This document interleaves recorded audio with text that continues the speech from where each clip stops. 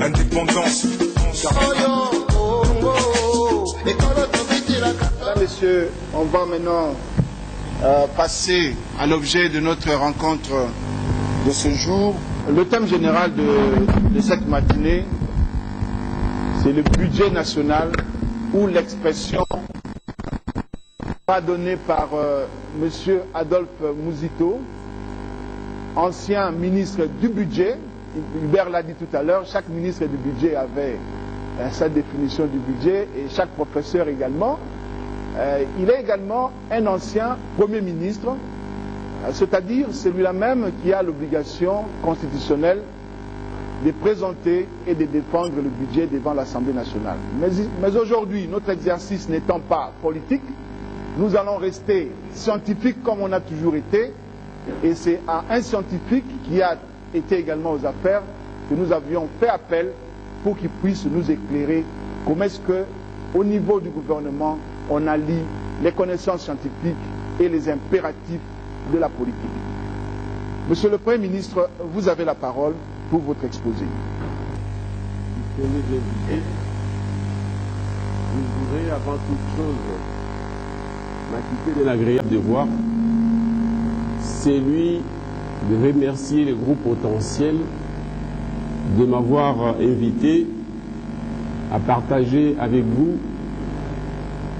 mes analyses, mes réflexions sur les thèmes programmés pour cette matinée, à savoir le budget au service du développement de la nation, ou les budgets expression des ambitions d'un État, avec comme sous-thème le budget au service de la révolution de la modernité. Quel budget pour la révolution de la modernité? Avant d'entrer dans le vif du sujet, je me fais le devoir de tenter de définir les quelques concepts que nous allons manipuler, que nous allons utiliser ensemble au courant de cet échange, de ce débat. Le budget, c'est quoi? Le développement, qu'est-ce à dire? La révolution, quelle substance on lui donne dans le cadre de cet échange? La modernité. Qu'est-ce qu'on veut entendre par la modernité dans le contexte de chez nous? Et surtout, la révolution de la modernité. Quelle substance que porte cette expression? Disons sommairement que le budget, c'est un tableau, un document qui reprend en ressources et en recettes la hauteur et la qualité que l'État, le gouvernement, une collectivité locale, une entité décentralisée, une entreprise publique, privée, un ménage compte mobiliser, recettes qu'il compte mobiliser, et de l'autre côté, en dépenses ou en besoin, la qualité, la nature, le volume qu'il compte financer avec ses recettes. Généralement, le budget est en équilibre, mais il peut aussi être en déficit. On verra déficit dû à quoi et comment il faut définir ces déficits. Quelle nature de recettes pour éviter, nous en parlerons, l'inflation. Et même en cas d'inflation, quelle inflation au profit de quelle activité? Activité de consommation ou activité d'investissement? Le budget comprend deux grandes composantes, de manière générale, s'agissant du budget de l'État essentiellement, parce qu'ici on va parler du budget de l'État. On peut aussi intégrer les autres articulations de l'État qui sont les entités administratives décentralisées. C'est plus ou moins la même philosophie. Il y a le budget ordinaire, qu'on appelle aussi budget courant, qui comprend les recettes ordinaires, ou les recettes courantes, ou récurrentes, qui ont comme caractéristique qu'elles reviennent de manière cyclique chaque année, ou chaque mois.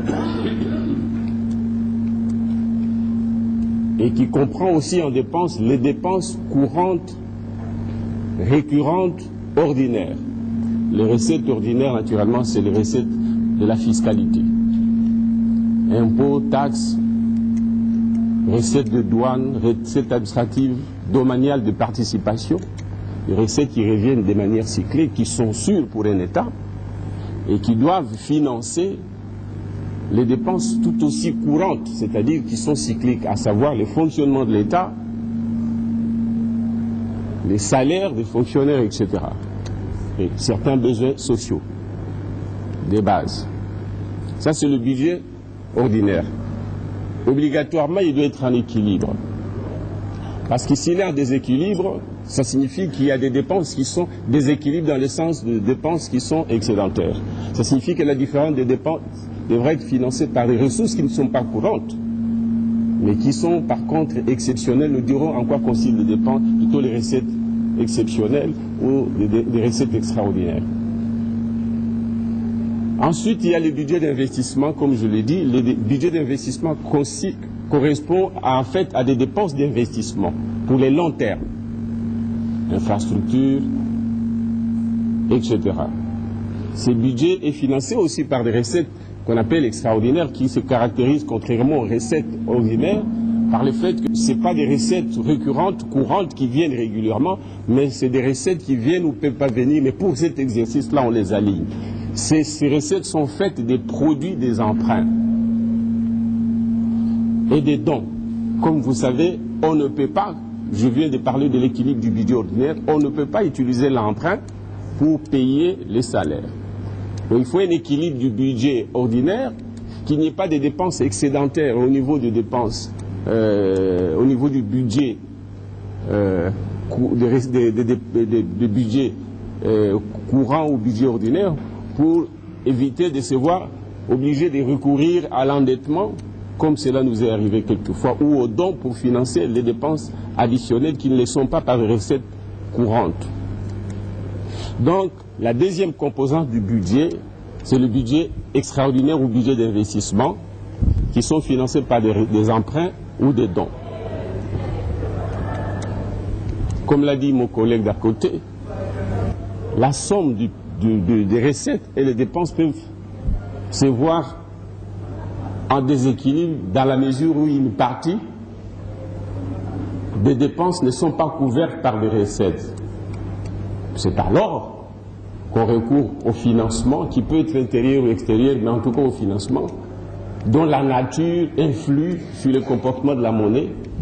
C'est-à-dire que si on finance les déficits avec les recours à la planche à billets, c'est-à-dire l'injection par la Banque centrale des recettes, plutôt des ressources qui n'ont pas de contrepartie, eh bien, on débouche sur ce qu'on appelle la surliquidité ou l'excédent des monnaies sur les marchés et qui fait pression sur la valeur des autres monnaies pour obtenir finalement que la monnaie nationale se déprécie.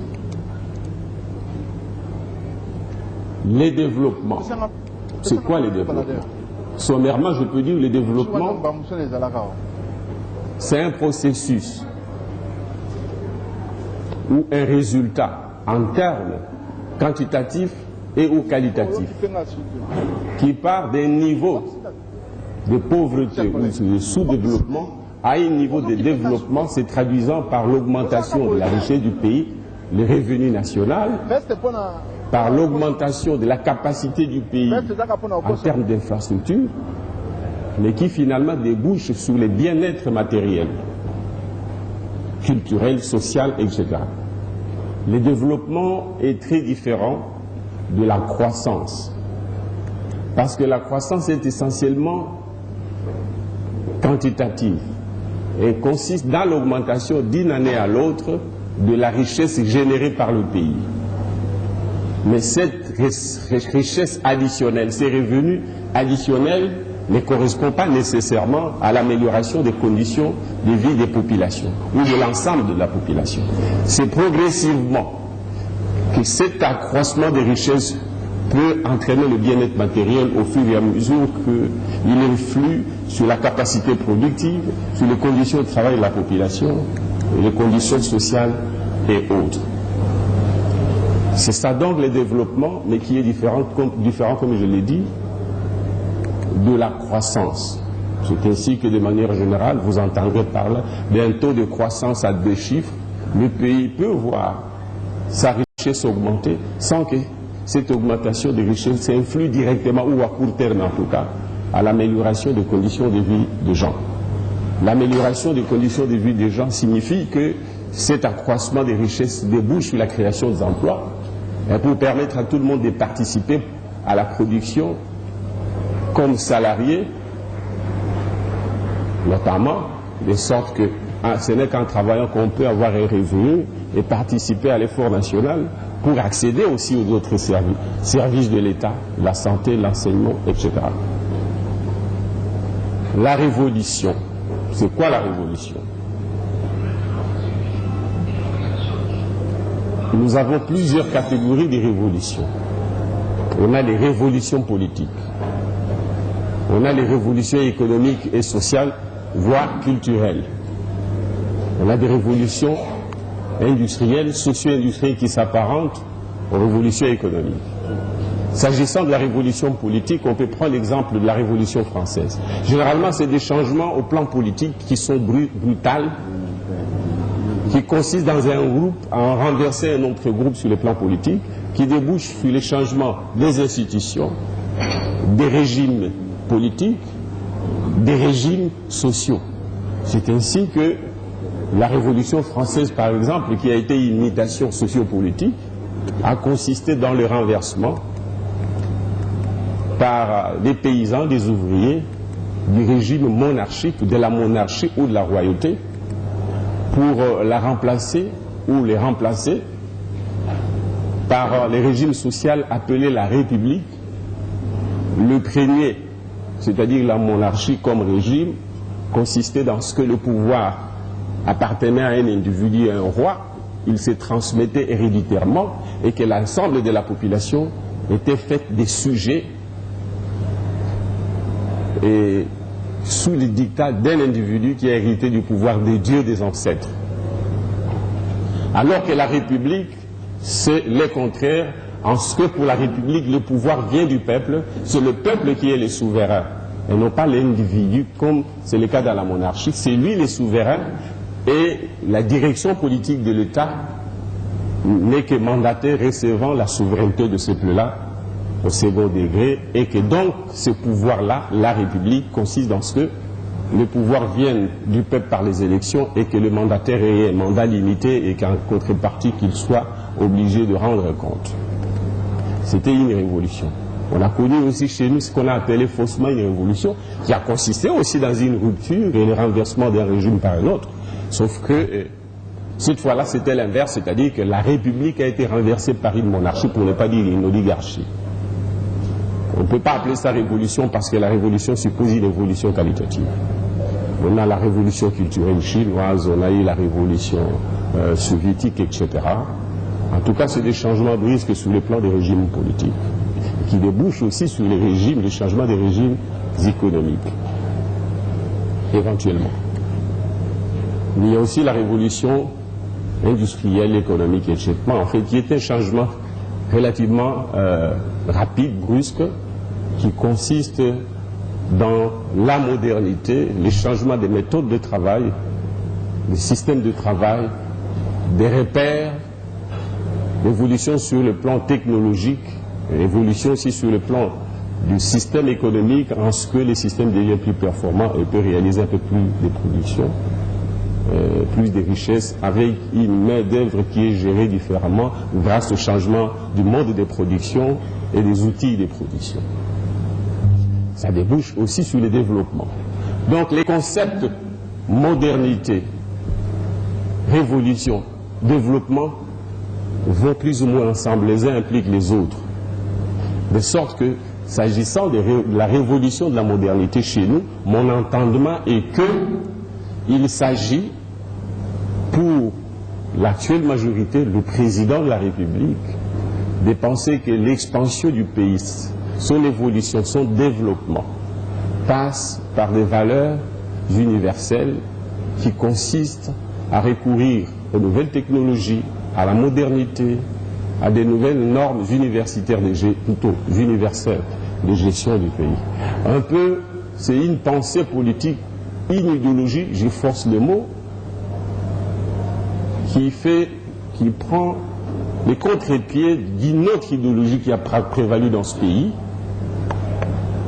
C'était la révolution de l'authenticité. En fait, les recours et l'appui sur nos valeurs traditionnelles, coutumières, ancestrales, pour développer le pays, pour émanciper la nation. En fait, on a appelé ça aussi le nationalisme authentique. Je ne voudrais pas qu'on rentre dans ces débats pour dire quel est le concept qui a été ou qui aura été le plus approprié. Voilà, ceci dit, je peux me convaincre plus ou moins qu'à partir de là, nous pourrions avoir le même entendement dans l'utilisation de ces instruments par rapport à notre débat. Alors, quel est le débat? Notre débat, c'est la corrélation entre le budget et le développement. Entendu que la révolution de la modernité, c'est plus ou moins aussi le développement, une évolution qualitative vers l'amélioration des conditions de vie des populations à travers la création de plus de richesses, une bonne répartition des richesses, etc. Alors moi je veux entrer plus ou moins en contradiction avec cette formulation qui, de mon point de vue, est sous-tendue par une façon de voir que je sens chez les élites. Vous allez me pardonner. Budget et développement.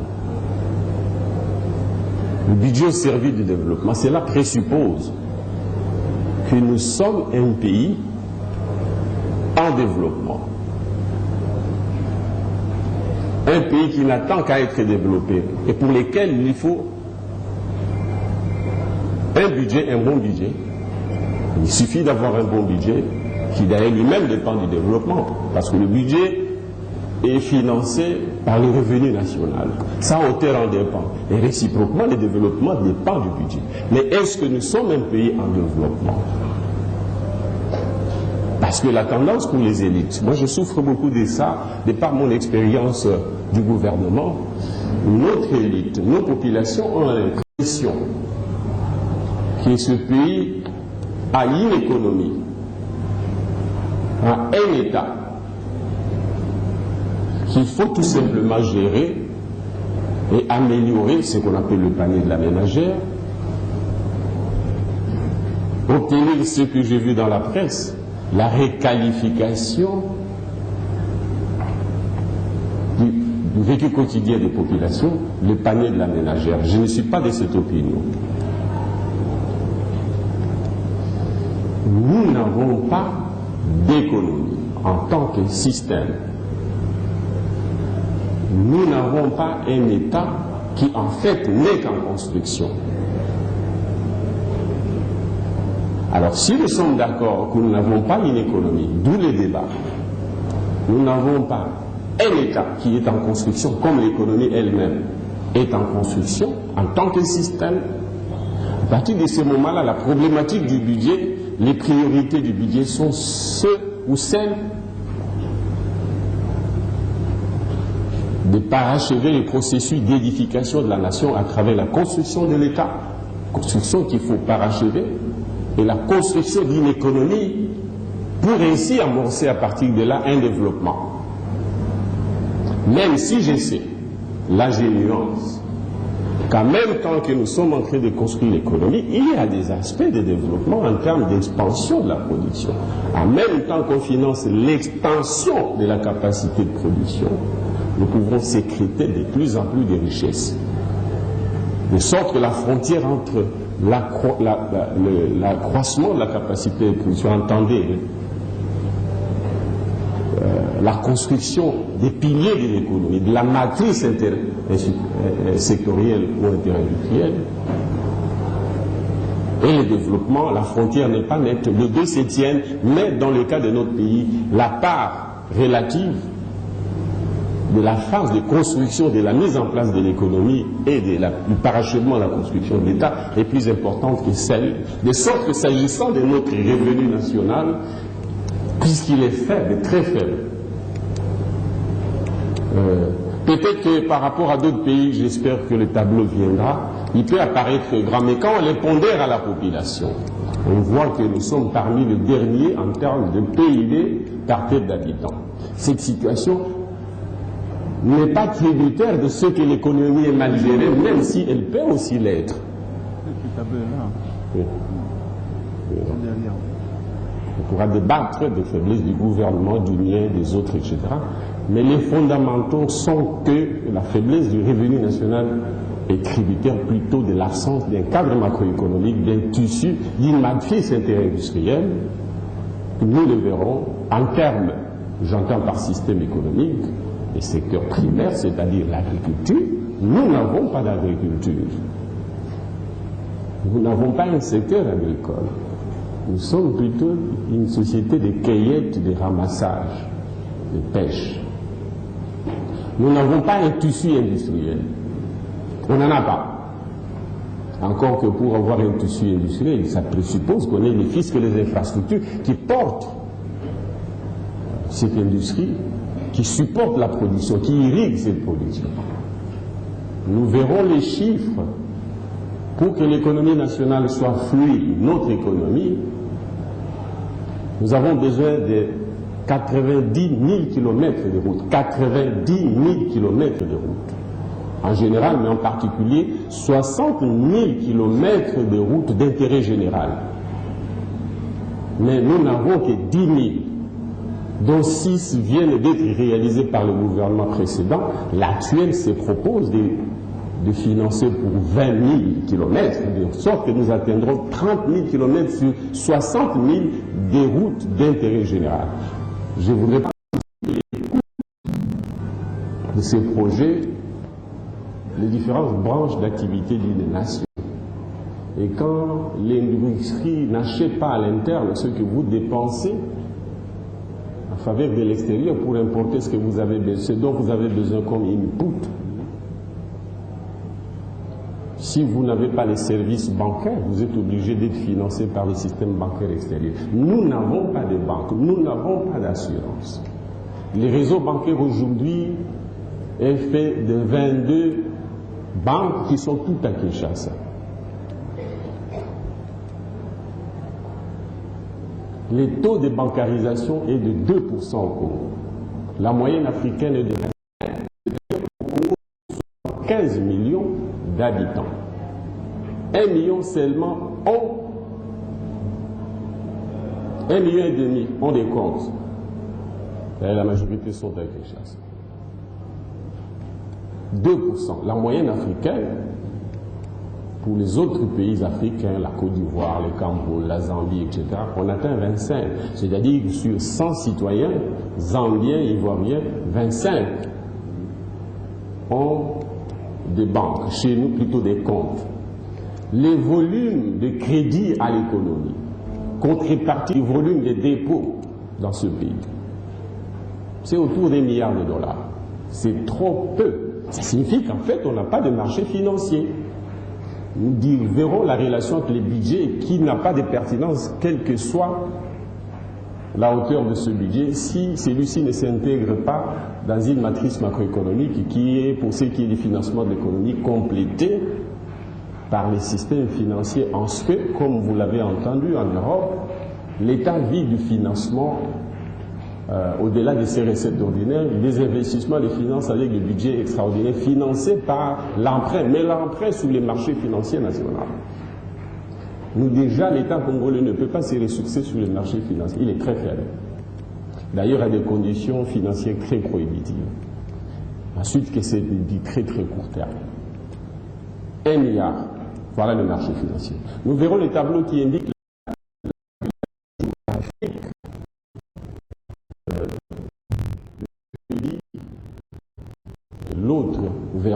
de ces dépôts sur l'étendue du territoire, vous verrez que 75% de ces dépôts qui représentent l'épargne publique nationale sont mobilisés à Kinshasa. Il en est de même de ce crédit qui est la contrepartie de cette épargne du système bancaire. Plus ou moins 5%, plus ou moins 20% de Katanga, 2-3% de Bakongo. Les autres provinces, les 8 autres, se contentent du reste. En fait, c'est des provinces qui sont dans la cueillette, qui sont dans l'économie de subsistance. Voilà la vérité.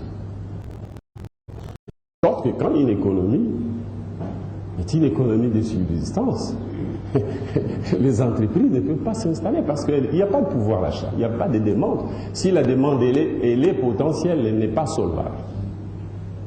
Nous le verrons aussi au niveau des recettes fiscales, la contribution de chaque province au budget de l'État. Vous allez voir que 3 provinces seulement contribuent, les autres sont dans la cueillette.